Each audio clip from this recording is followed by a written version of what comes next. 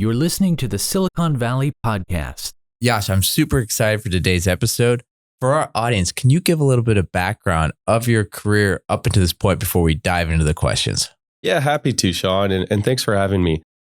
Really, I started my career after I did a degree in mathematics at University College London in the UK in investment banking, right? So at the time, I kind of was doing what you're doing and really, that was the popular path, that or consulting or investment banking. But started off in investment banking and eventually ended up coming back to Foster City here in the Bay Area and working for Jefferies and their tech media telco arm, effectively. And they were sort of a function of an acquisition of a company called Broadview back in the day, which was one of the larger kind of tech M&A sell-side shops back in the day.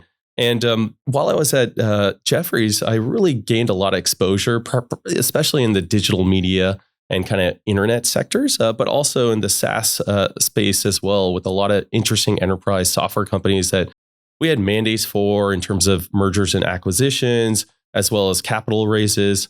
And so I basically worked there, kind of did my analyst program, and then ended up joining one of the clients of Jefferies at the time, a company called Ad Knowledge, which is effectively a digital ad network that was doing really well, particularly in social, back when mobile and social was quite big, with Facebook emerging as well. And so I was a director of corporate development and strategy there, helping with new initiatives from a product perspective, but then also looking at all sorts of acqui-hires and M&A deals that we could execute on. That business grew to about 300 million in kind of revenues, and at the time, we saw that the ad network business wasn't going to be as sustainable moving forward, with Facebook and Google emerging as sort of the primary duopoly in terms of digital ad spend.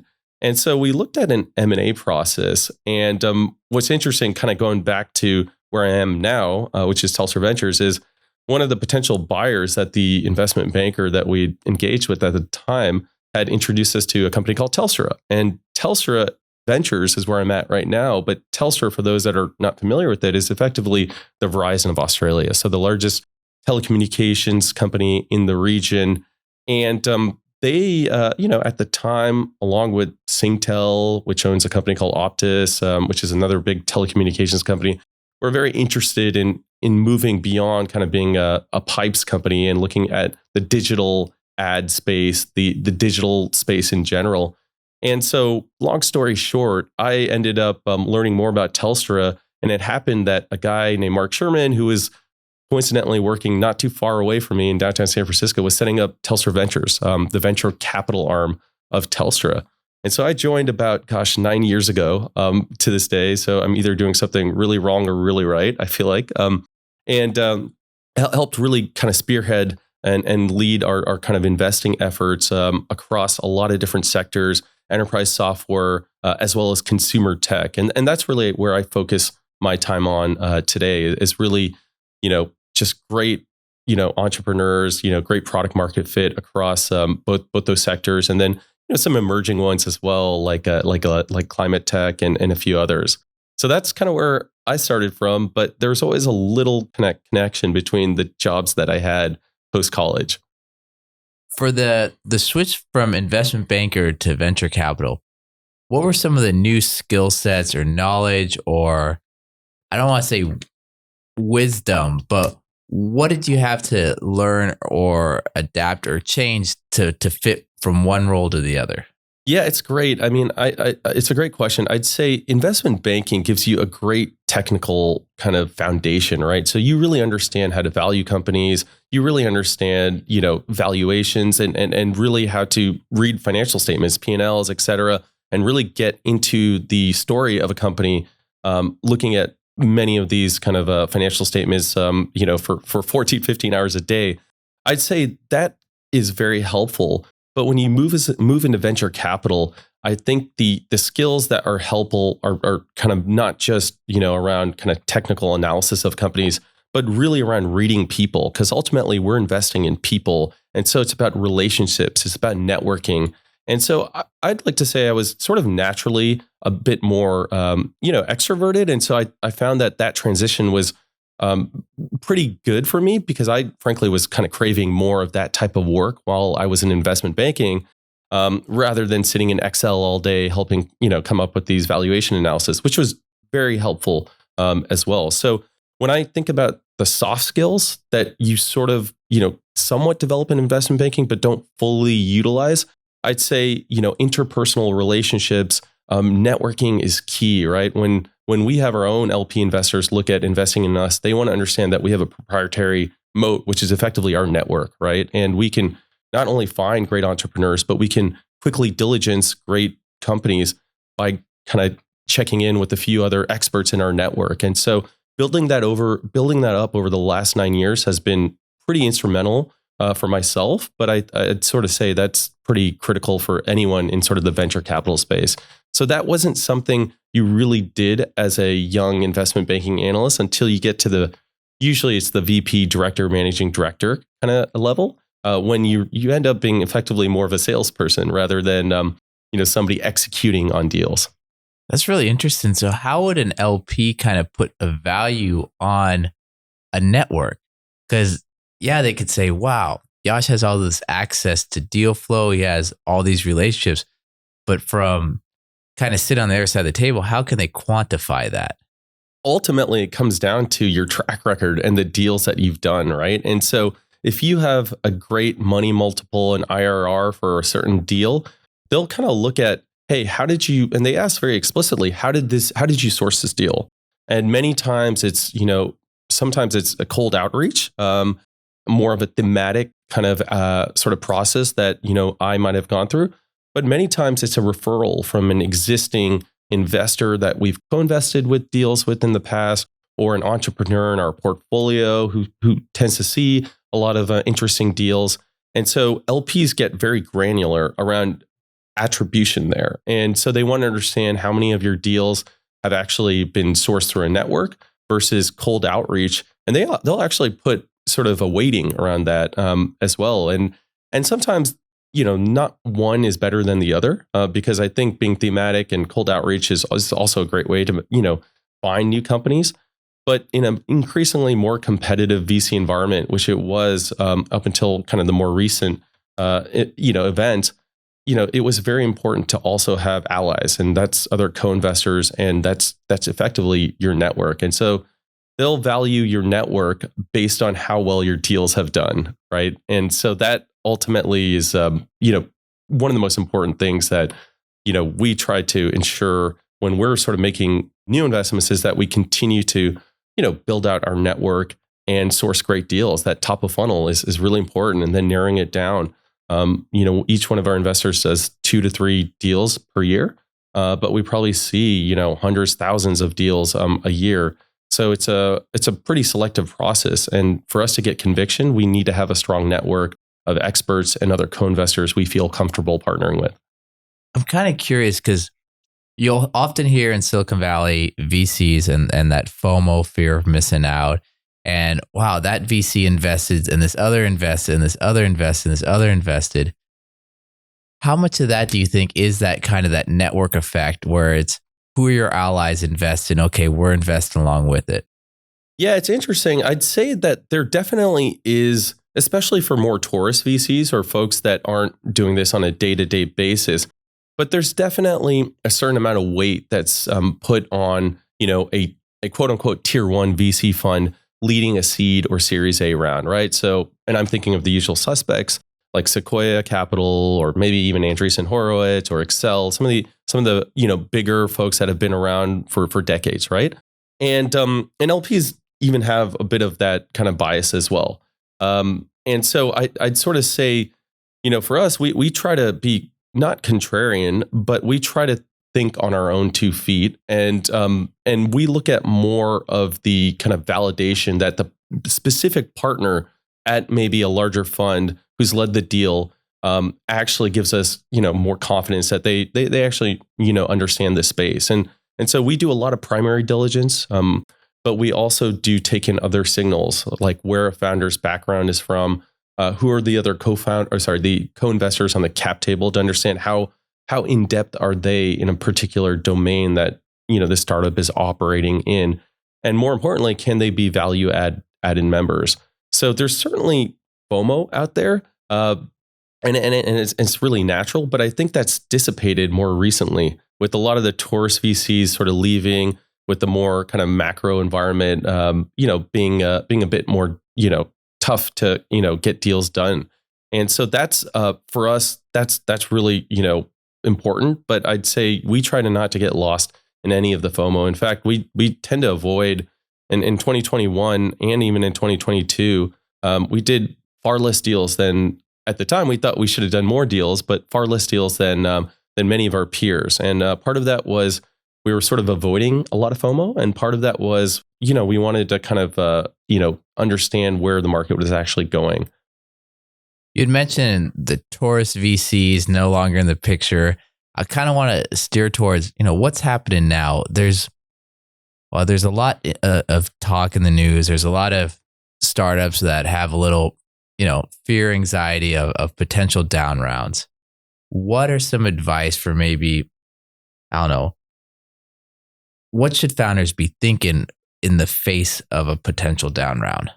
Yeah, absolutely. Like, to back up for a second, the macro is quite tough right now when you think about inflation and the Fed potentially getting more hawkish and really that affecting the availability of free capital, right? Or free cash, right? Or kind of cheap cash. And so what that implies is that, if you're a founder and you have less than a year's worth of cash runway, you really need to think about, several options to basically ensure that you have at least 18, maybe ideally 24 months of cash runway. And so a lot of times that's maybe through a down round with existing investors or even new investors. We've seen some high profile down rounds recently, like Tonal, the exercise tech-enabled fitness company, which did a down round at 90% of its valuation. That's probably a bit more extreme. But then you also see structured rounds, right? Where you sort of see capital being raised at terms that might not be ideal for existing investors, or more importantly, existing founders who hold common stock and are last on the liquidation preference. And then you also have alternatives around venture debt. And obviously we saw one of the larger players out there almost really go under completely, called Silicon Valley Bank, which I'm sure everyone knows about. But they played, and there's other banks out there like First Republic, continue to play a big part of the ecosystem in terms of underwriting venture debt for some of these fast growing startups that might be losing cash early on. And so you've got all these options. And if you're an entrepreneur, the one thing that I always advise is think about your founder stock, your early employees stock, and your common stock, because you're last on the liquidation preference, right? And so if things something goes sour, you're not going to get paid out anything. And your latest investors that are at the top of the liquidation preference, the preference investors, they're going to get, whatever's left. And so, in order to avoid that, typically I recommend doing more vanilla deals that are more down rounds. So the only thing you're really changing is the valuation, but you don't have like a 2x liquidation preference for new money coming in, or you don't have some special warrant coverage or some sort of way of diluting existing investors more than need be. So I think for us, for myself, we take a very founder-centric view, right? We're trying to, do what's best for the founders, the employees, and that also is good for earlier investors. But I'd highly recommend avoiding many of these quote unquote predatory terms that sometimes emerge, and I predict will continue to emerge in 2023. Well, let's talk about those predatory terms. If, say, there's a VC that approached a company with that post when things are good times, would those VCs, would they still be considered allies to the other VCs? Because, there's predatory to the startup, but also to the other investors in a way. It depends how predatory the terms are, right? And it depends if it's an existing investor or a new investor. And so on one hand, you've seen funds like Insight and others set up specific structured fund vehicles.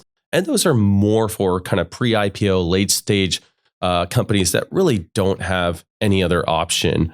I'd say at the earlier stages, at the A, B, and C, you have a few more options in terms of funding, and for those existing investors, it's important to for those that are considering giving out these quote unquote predatory term sheets. It's important to consider your reputation, because reputation is everything, right? Not just with your founding team and the employees and the key management of the startup that you'd like to invest in, but other co-investors. Because going back to my earlier point, your co-investor network, your network in general, is one of your biggest moats as an investor. So if you are giving too many predatory term sheets and really trying to squeeze these companies unfairly, you'll get a pretty bad reputation, and I don't think you'll last too long. And that's happened before, and we've seen, and I'm not going to name names, but we've seen, investors advise us to avoid a certain partner or a certain investor because they tend to be very, selfish in the sense that they're sort of not thinking in terms of fair terms around what a company should be offered in terms of financing, and it's very very weighted towards a risk adverse investment that really has no downside for the new investor, and a lot of potential upside for that new investor. So it's pretty interesting. So let's look at the opposite. Instead of VCs that give out predatory, what about VCs that give out very friendly ones? I mean, how often do you or other VCs really recommend, hey, to fill this round, talk to these people. We like to work with this group. We've had a history. They're good people. How often does that come up? It comes up a lot, and not so much in the sense of terms or valuations, but being a good board member and partner at the board level, and being thoughtful and adding insights, and really being cooperative, but not at the same time being a pure cheerleader to many of these boards. There's quite a few thoughtful partners out there, and we recommend them highly when the opportunity presents itself. And so, for us, that's how we think about recommending good VCs.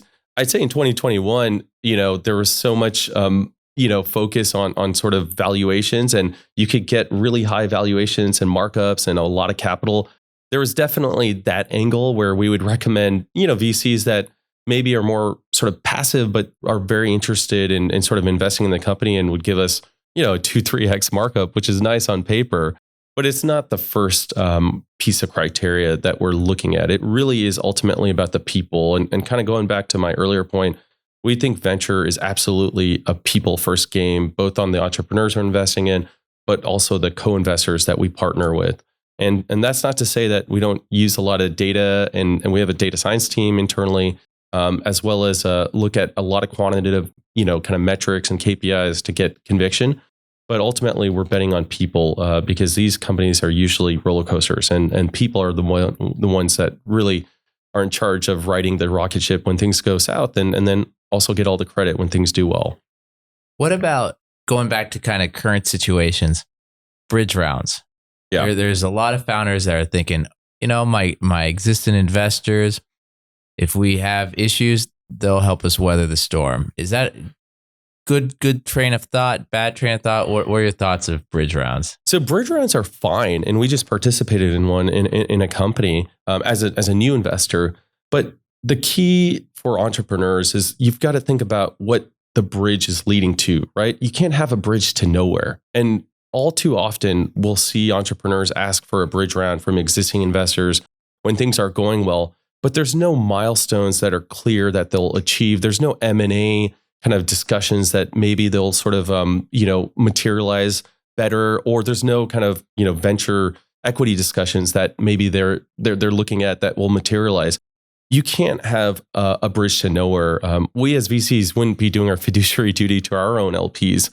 And I think that's one of the most common mistakes that entrepreneurs sort of make when they think about a VC that may not be able to participate in a bridge round or even lead a bridge round, is that, if you're a founder, you've got to think about the key milestones and hold yourself accountable to that, and say, if I get $1 million, $5 million in kind of bridge financing, I'll get X, Y, and Z done in the next quarter. And if that's credible, I think bridge rounds are totally fine. But all too often, it's just, hey, we're going to ask for, a bridge round. We're going to do a few cuts, and we're going to hope that revenues, stay flat or increase, or we'll be able to get to the next milestone. And so you got to really put in the work and model that out and actually make that a credible argument. Interesting. And earlier you talked about a little bit about alternative finance. Can you dive a little bit deeper there and talk about some of the pros and cons of the options out there? Yeah, absolutely. So I'd sort of say, maybe starting with venture debt, that's one of the more common sources of financing. Usually it accompanies an equity round because many of these venture debt providers get comfortable that equity investors are also participating or leading a round. And typically it's the basics. It's interest rate plus there's usually some warrant coverage, not too much. Plus there's covenants sometimes, and this is all very natural and normal for kind of startup venture debt lending. And the key for entrepreneurs is really to understand what the covenants are. To me, that's where people get tripped up on is covenants can vary and they can be something as something as simple as having 3 months of cash on your balance sheet at all times, right? And sometimes an entrepreneur or a company will enter into a debt facility and not realize that they actually need to have 3 months of cash on the balance sheet at all times, and they'll trip a covenant. And usually, good venture debt folks, especially if the company's doing well, they'll sort of work with the company to kind of help them, maybe extend the facility or basically meet that covenant or maybe waive the covenant. So I think it's really important to look at covenants. They can be revenue-based milestones. They very much vary. So my personal preference is, you never want to put too much debt on a startup at the earlier stages, but there's definitely a place for debt as you scale, and really it's pouring more gas on the fire for companies doing really well. The structured rounds and the mezzanine rounds, I'd say they're more appropriate for later stage companies, and typically what you see there is you sort of usually it's moving up from a 1x liquidation preference to 1.5 or ratcheting up to 2x based on certain milestones, and that may be appropriate for certain companies. I'd sort of say for early stage companies, I'd really avoid that. I'd almost put that in the predatory kind of category. If somebody's coming in with 2-3x, liquidation preferences for a Series A company, there's got to be other sources of financing. And then you've got revenue-based financing. A lot of people will engage with that. I mean, the challenge with that is, you're sort of giving up a piece of your revenues every time a transaction happens, or if you're a SaaS company, you've got to purchase a SaaS subscription you sell. And so you just need to ensure you're thinking about that appropriately and looking at the length of, the rev share and other terms around that. There's a few companies that do this actually beyond the big banks, but are focused more on SaaS companies or gaming companies to help them fund sales and marketing. I also think a new source of financing that was just announced by a venture fund called General Catalyst that came out maybe a day or two ago is kind of interesting. Effectively, they're basically they've launched a fund that will fund all sales and marketing for a company. And when basically, and the unit economics have to be right, but they'll fund sales and marketing, and the company only needs to pay it back until basically they get a 1x or 1.1x or something like that. And I think it's a really interesting way to kind of basically manage your sales and marketing costs, which can get out of control. And instead of raising a lot of equity for sales and marketing, you're sort of doing this in a way that is more controlled. That recently came out, but I think there's a lot of alternatives out there. I think it's just important to look at the pros and cons. Venture debt's the most common and has historically, been something that a lot of startups, tack on to their equity rounds. That's super interesting, the sales and marketing and that, because I mean, I would guess their covenants or whatever, just that alone, when they're looking at your processes and that's a huge value. That's fascinating. It's really interesting because, and this fund I think is more focused on later stage companies, Series C, D, and E pre-IPO. the biggest use of proceeds when you raise equity or even debt at that stage is really pouring gas on the fire, right? You've got your unit economics figured out. You've basically got payback periods in a good spot. And now you just need capital to kind of fund purely sales and marketing. And so it seems like there was a bit of a sort of a disconnect there, especially in this current environment where companies didn't want to raise down rounds and be highly dilutive. They just needed capital, and this is a way not to dilute yourself or your existing shareholders, but also continue to grow if you've got those unit economics right. So it's not going to work for a company that doesn't have that all figured out, but there's still good companies out there that need capital, and they just can't justify a down round based on the public comps out there. So for these companies and yourself, when you're doing due diligence, actually let's just go for VCs. What is the step-by-step process that you're going through before you decide, okay, yes or no with this company? Well, I guess no could be at any time in that. What is the process before saying, yes, let's write a check? Yeah, it's a great question. I'd say we do two things. One, we try to be thematic about the sectors we're looking at. And then two, we try to incorporate data science into how we're actually reducing that top of funnel down to maybe 3 companies in a sector that we think at the A and B are really interesting for, let's call it consumer fintech, wealth management. I'm just kind of throwing out an example there. But one of the things that we want to do is, time is money for us, right? And we get a lot of pitches and we see a lot of companies. We want to narrow down very quickly who are the top 3 to 5 companies based on external signals. So web signals, mobile app downloads, that's where our data science team comes in. And we have our own internal algorithms that we use to score companies pretty quickly. And so in terms of outbound prospecting, that's really important. Next comes sort of the thematic kind of work that we do with our network, sort of referrals from co-investors. And so typically, if you see our data science score and our network sort of align, that to me is actually really interesting. And so I'll double click on that and I'll basically spend time with those companies. And typically the first call is really, just understanding the business. They may or may not be raising. Really just understanding the unit economics, if it's a consumer or even SaaS business. But it's really important at the same time, we're sort of reading the entrepreneur. Do they instill confidence in sort of, potentially recruiting a great CRO later down the line? Would they be a good leader in terms of employee morale and hiring, recruiting? Can they help with, managing a massive cross-functional team? Those are things that are hard to get on the first call, but usually we spend a lot of time understanding the people, because I keep coming back to this theme, but people are really important for us. As much data science as we use, people is equally as important.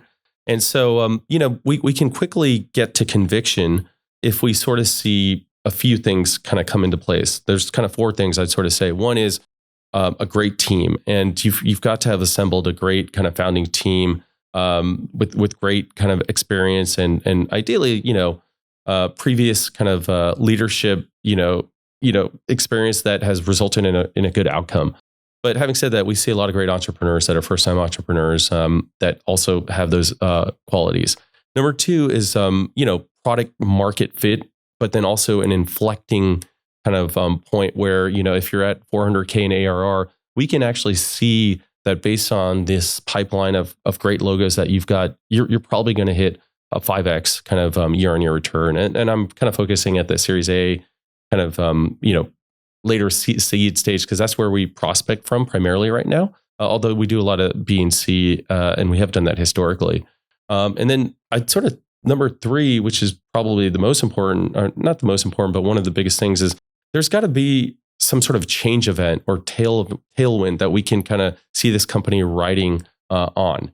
And, as an example right now, I'd sort of say there's a lot of tailwinds in generative AI, with OpenAI making a lot of these foundational models accessible to anyone. And so, at the same time, we just need to see a change event. In 2007, 2008, that was mobile apps and the smartphone kind of launching that, created this whole ecosystem that spawned, Uber and Airbnb on the mobile app side of things. And so there has to be some sort of macro trend that we see that will help propel this business moving forward. And then the final piece is really, we just need to have conviction internally as a partnership group, and we debate things quite intensely, but at the end of the day, for us, it's sort of a majority wins, right? It doesn't need to be unanimous with our partnership group. And so if those four things align, usually we can, write a term sheet and close pretty quickly.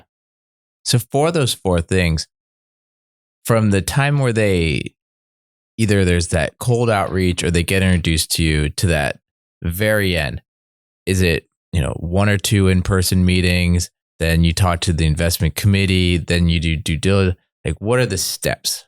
Yeah, so I'd say, now we're in this kind of remote work era where a lot of people are on Zoom. So we do quite a lot of calls on Zoom ahead of time. And while we're doing those calls with the company on Zoom, we start to dig into if they have a data room or if they have more granular data around their KPIs.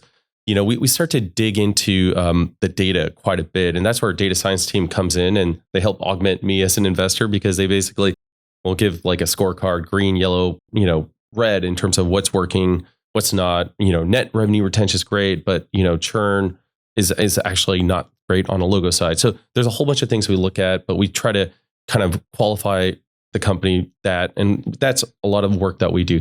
Next up, we try to talk to a lot of product experts, right? So if you're an email marketing company, as an example, we want to talk to product managers at some of your competitors, right? MailChimp or Constant Contact or others out there.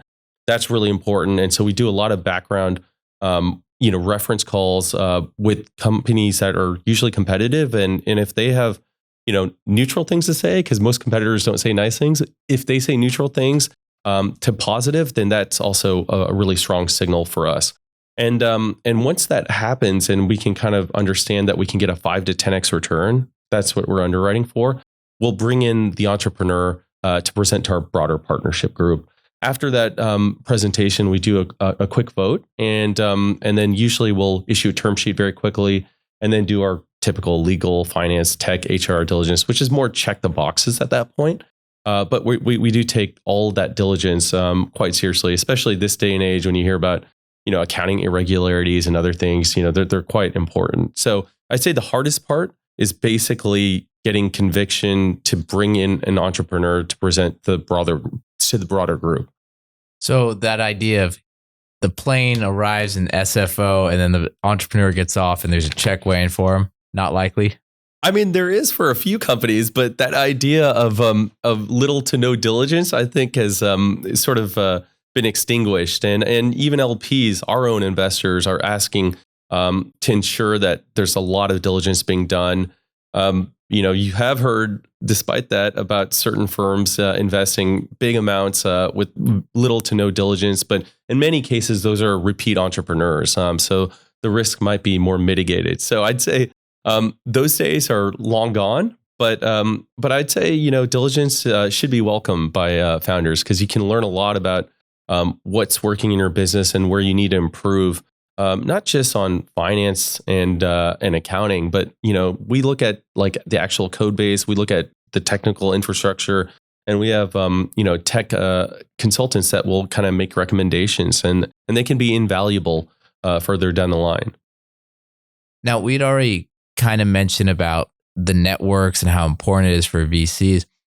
How important is it for them to be looked at as a thought leader in the VC world, or in a certain sector, or that?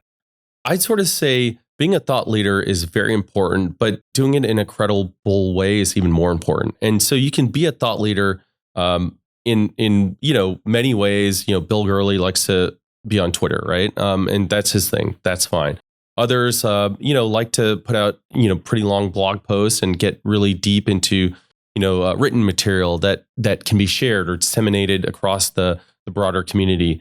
And so for us, being a thought leader specifically around certain domains is really important. And then we back it up with a track record, because you can be a thought leader, but ultimately you need to make a few investments and see good outcomes there before you get the most credibility, not just with other potential entrepreneurs you want to invest in, but LPs that are looking at that.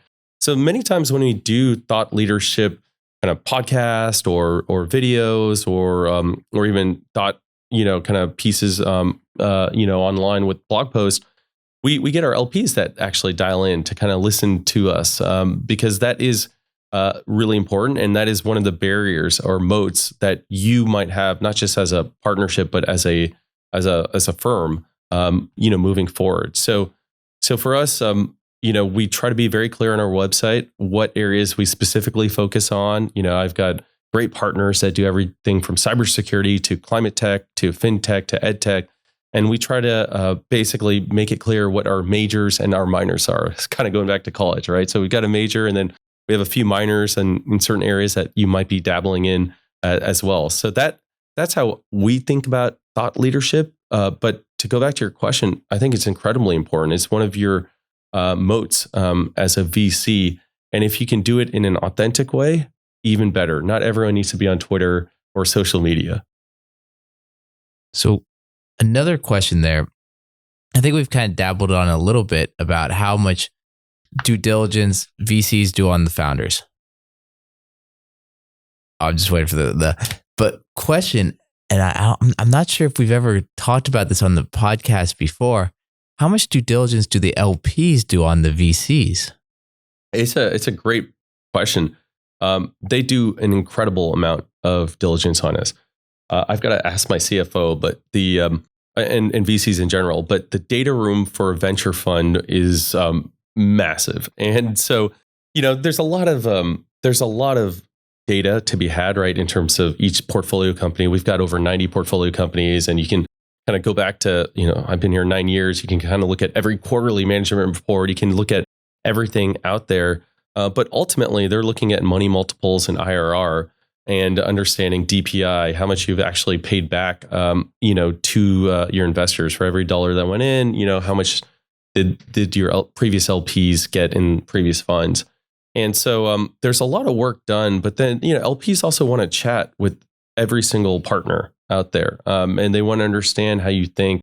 They want to understand why you invested in a company, and they want to understand, and I mentioned this earlier, how you source a company. And that goes back to how defensible they think your venture fund is, versus the hundreds of other venture funds that are in the Valley.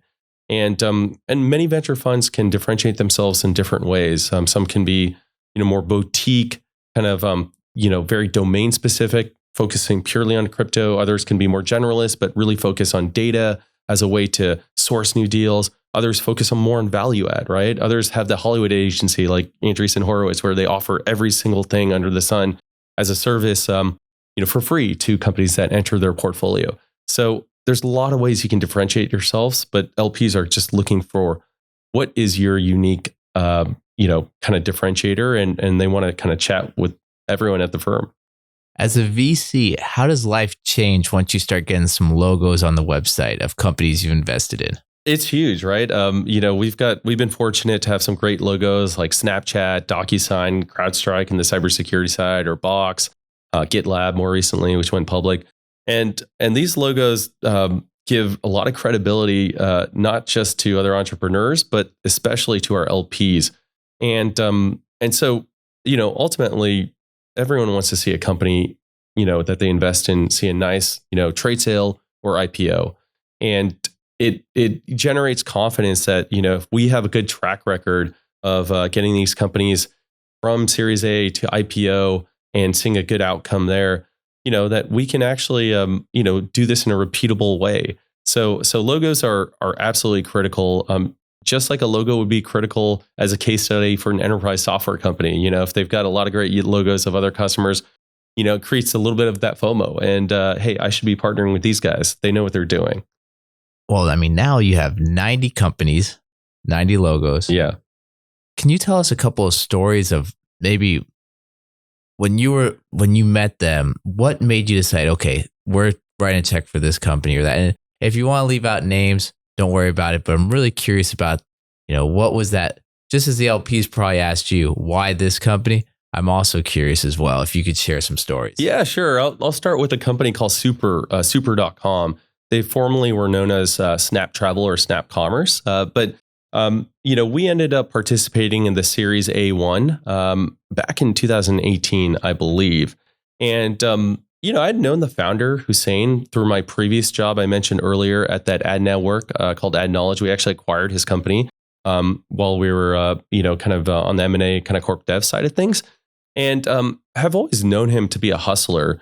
And when he basically, eventually exited the business and finished his earnout, et cetera, and was looking at doing something new, he came over to San Francisco, Silicon Valley. He was, originally based in Toronto, came out of Waterloo, great university, technical in nature, and was just looking at everything from esports to, SaaS companies and just trying to figure out his next sort of, opportunity that he wanted to, disrupt. And he had a co-founder, who his CTO at the time, named Henry. And so he came over and he happened to be a big Golden State Warriors fan, as am I. And so we were watching a Warriors game one day, and he basically just, penciled out a few ideas. And one of them was around sort of an esports business. Another one was around this idea of enabling conversational commerce, and basically allowing any millennial or any user to book through just chat. And mainly by chat, I mean Facebook Messenger or SMS. And so he was talking about this idea of, conversational commerce that was quite big in Asia. When we think about WeChat and how you use WeChat as a super app to do everything from, hailing a cab to, checking, the equivalent of LinkedIn to buying, items. And so his idea was that, conversational commerce will continue to grow in Asia, but at some point it will become bigger in the West. And so I really like that concept. He was seeing great metrics and great growth. At the time, Facebook Messenger was doing quite well. And so we ended up, investing, just over 7 mil in the Series A1 extension back in 2018. As part of that, we also brought on Steph Curry as a co-investor. We happened to know his business manager, and we felt like it would be a good partnering. And we were both hoops junkies, so we brought him along as well. And then there's a lot of articles about that. But then the company continued to evolve, and over time, basically in 2020, travel, which was their main sector of focus, was hit pretty hard. And that's when we saw the real nitty gritty side of the founders come out. They quickly shifted to an EBITDA positive model. They were very thoughtful about how they manage cost, and very quickly, towards the end of basically in 2021, when travel, particularly kind of tier 2 travel, kind of driving to Lake Tahoe or not getting on a plane but driving, they had shifted the business to focus on kind of tier 2 travel, and they were growing like a weed. And so they ended up getting a growth round done, which we participated in, back in 2021. And it really came to light how versatile, these two guys actually were. And when we invested in the Series A1, I'll be very open. I think we overpaid in terms of the valuation. I think it was quite expensive. But the bet was they would grow into that valuation, and that we were betting on these two entrepreneurs who, at the time, we didn't know that they'd have all these headwinds coming at them with COVID and the 2022 kind of macro environment, et cetera. But they would be able to navigate that. And so I bring that up because that's really important when we look at, new investments. And, that was one that, knock on wood, has continued to do well. But, they're operating now with a new tailwind, which I think is generative AI, because they started off as the original conversational commerce platform. They had this AI chatbot, and now people can go on there and, who knows what the future holds, but you can kind of plan your trip itinerary and then execute the actual buying of the hotels all through kind of their platform. And so, there's so many great ways that you can kind of, see that business growing. But, there's all these things, both tailwinds and headwinds, that come at you. And so we're very proud of, that company and sort of what they've done. And Yash, as we wrap up, if anyone wants to find out more information about you, the fund, what you're working on, what's the best way to go about doing that? And also, if you have any other stories or tidbits of information you want to leave our audience, now's the time to do so. Yeah. Thanks for having me. So, usually LinkedIn is really great for me. And then, our website, TelstraVentures.com. is great to kind of find out. And you'll see a list of our portfolio companies, and specifically the ones I cover, not just travel, conversational commerce, but everything from esports and gaming to vertical SaaS companies. And I'd sort of say that we're sort of entering a kind of a very interesting environment where there's a lot to be optimistic for, but then there's a lot of pessimism that we've sort of seen with Silicon Valley Bank and the macro economy. And so I'd sort of say we always look at it with look at the world with sort of a more optimistic view, and in particular when you're focusing on some of these change events that I talked about earlier, we see a lot of tailwinds that are going to benefit Silicon Valley and the tech ecosystem more generally. And I talked about one of them around generative AI, but there's a lot more that we're sort of betting on. So for the builders out there, continue building and do reach out to us. Fantastic. We'll have all that information in the show notes. And for our audience out there, I'm not the host of the Silicon Valley podcast. I'm a mid-market investment banker focused on mergers, acquisition, growth capital. Please connect with me on LinkedIn or go to thesiliconvalleypodcast.com where you can find out all our past shows and what we're working on. And with that, Yash, I want to thank you one more time for taking the time this week to be on the Silicon Valley podcast. Thanks, Sean.